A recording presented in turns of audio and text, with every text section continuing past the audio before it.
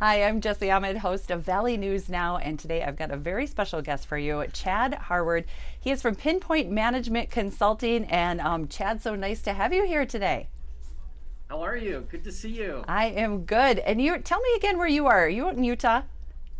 Based in Utah, yes. Nice, nice. So we've got the time difference and everything. I appreciate having you on.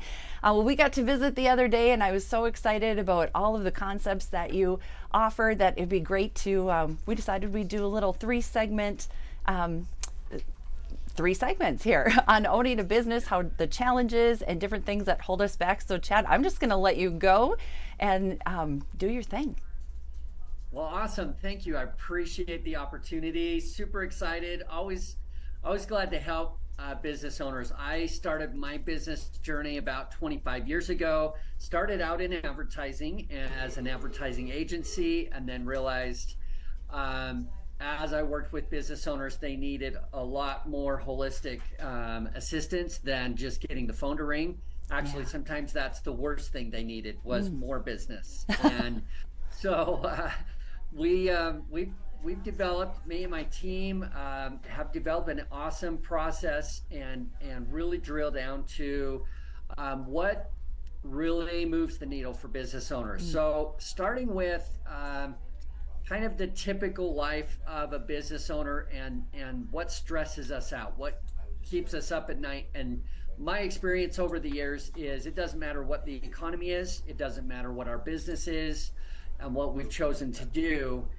The same things will be the problems and the same things will be the answers in the long run. So let's talk about some of the challenges first, especially in this day and age that we face as a business owner. And let's be honest, owning a business is no easy task. Otherwise, everybody would do it. And it's a very small percentage of people that are willing to bet on themselves and put everything financially, emotionally on the line to have what they want in time and money freedom. Yeah. But too many times they get far less of both than even a decent job. And that's the tricky part that they don't often understand. If I just do what I'm good at, if I do what I love, I will magically have control of my time and my money and have lots more of that than if I just punch a clock working for someone else. And Right. my experience has been most of the time they can't get away from it. They don't get vacation time.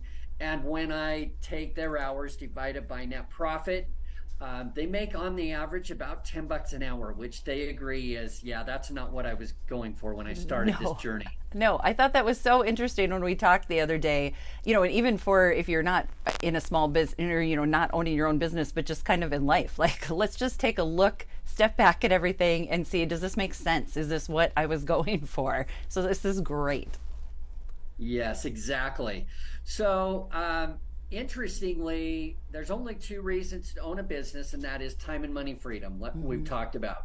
Um, what isn't one of the three things is doing what you love, because sometimes that's what we think is, well, at least I get to do what I love. Yeah. Um, However, the reason that doesn't fit is you could go do what you love working for somebody else, get paid vacation, and make more per hour than many business owners that I talk to where even the reverse is true. You'll end up hating the very thing you love if you can never get away from it and you can't make a good living at it. So let's talk about four things that create this cage that I call it, the business cage.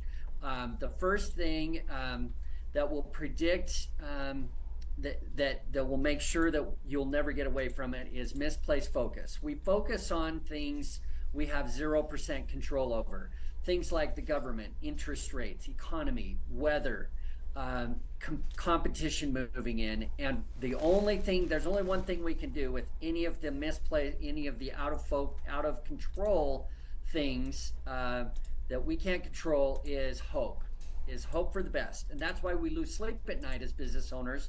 We go to bed every night thinking, well, I hope this happens or I hope this doesn't happen, knowing we have zero control of any of that. And Right. so it's a very unsettling place to be. Second, not knowing my own math. 50% of businesses don't know their own basic critical numbers Wow. of when I'm winning in my business, cash flow, profits, which is crazy. But not surprisingly, 93% of businesses fail for that reason within their first 5 to 10 years. Wow. Knowing their math. Third is lack of plan, systems, processes, measurements. Being able to systemize what you do, get out of your own head what you figured out, and put it into a process that I call fifth grade mindset, which is literally a fifth grader could look at your processes, your measurements, your systems in your business, and know exactly how you do what you do. They might not be able to actually do the skill, but they definitely understand the process. And so few business owners that I talk to know they don't have it in any game plan, and then they're surprised that, well, I want to sell this someday and make a lot of money, but as soon as they walk away, there goes all the intellectual property. There's no way to systemize it, duplicate it, and scale it. The fourth thing that will make a challenge for business owners to win is lack of execution. In the end, as we know, information and getting information is not the problem. In fact, we probably have more information than we need at our fingertips. It's how do you apply it? How do you act? How do you move and execute? 80% of businesses today fail to execute a plan. Even after they make it, even after they know what they need to do, they fail to move and execute. So those are four things that will consistently get in the way of business owners, regardless of what economy we're in. And it only makes it trickier if we're in down economies. And when we're in thriving economies, we will actually miss opportunities that are available to us. So those are four things that we want to avoid to get out of the way. They're roadblocks. Let's talk next about 3 game-changing strategies that make sure that you don't fall victim to the 4 roadblocks. Okay. And we'll talk about the first one. First one that will predict success. And by the way, I've got a mantra I've used in my business this year, and that is this: in life, some things are uncertain. Your business doesn't have to be. We've all experienced many uncertain curveballs economically, socially, lots of things just coming out of left field that we've never even had before.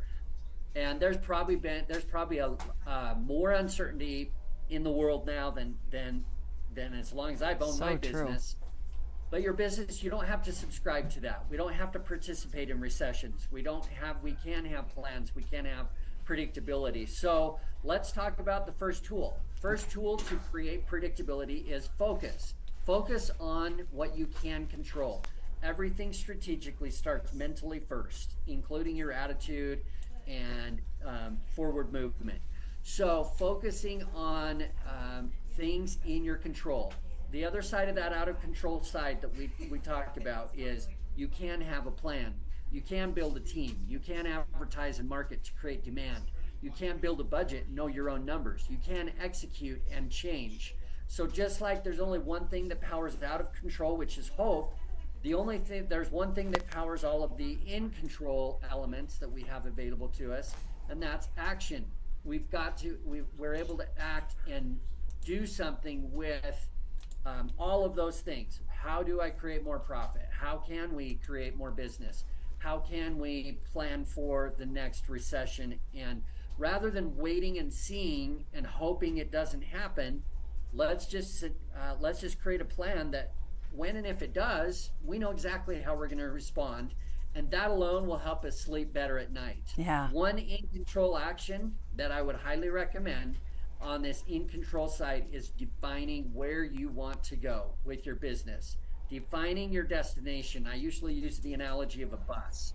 That when we have our businesses and we are able to when we have a business, on the front of the business, on the front of the bus is where we're going. Yeah. And as the driver, you're the driver of the bus. It's your bus. You're in charge of where it's going to go and getting it there. And too many business owners that I see have nothing on the front of their bus. It's some form of, I'm going to just keep doing this long enough, and then hopefully at some point, if I serve enough customers, if I do this long enough, good enough, I'll just arrive where I want to be in a better Right. place. And it's so undefined and crazy that way, both in time and money. So knowing, all right, how much money do I need at the destination to pay off all my personal debt, business Yeah. debt, and finance the desired point B lifestyle that I want, and then I can reverse engineer that to today of, okay, how many jobs will that take? How many customers do I need to service at my average ticket to equal that number no longer than 5 years from now? Now I'm predicting an exit that at some point I do want to get off the bus and do something different Yeah. with my life. So that's tool number one. And isn't that interesting how a few times we do that? Like you said, just to know where it is you're going, whether it's small business or your own business or just kind of in life. These are very good lessons that can be applied in a lot of different areas.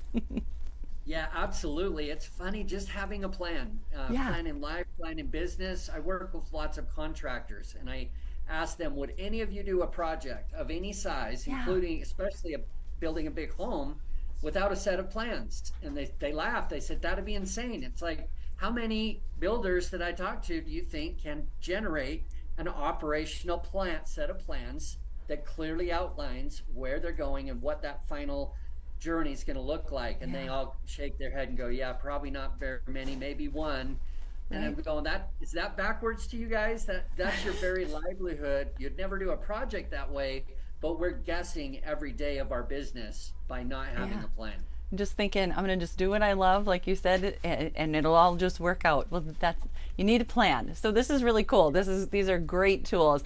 So we're going to finish up this segment. We're going to start again in just a minute, but this is Chad Harwood from Pinpoint Management Consulting, and that was segment 1 of 3. So we're going to be back in just a few minutes. Chad, thank you so much. Thank you.